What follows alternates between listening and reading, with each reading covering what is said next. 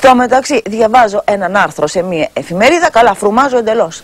Δεν υπάρχει, γράφει το αρθρογράφο, κανένας ευρωπαϊκός ανθεληνισμός. Αυτά είναι εφευρήματα κάποιων άρρωστων εγκεφάλων.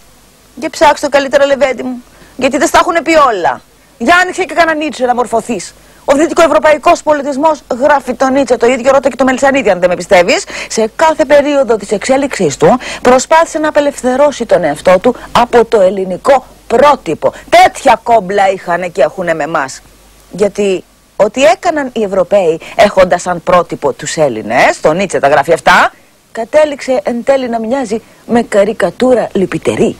Οι Έλληνες, λέει το Νίτσε, είναι οι ενίοχοι κάθε επερχόμενου πολιτισμού. Και διόλου μην παραξενευτείτε, εξυγχρονισμένοι μου, αν η επόμενη πρόταση της Ελλάδας δεν φανεί στην Ελλάδα, αλλά μέσα στην Ευρώπη, που ήδη αλλάζει.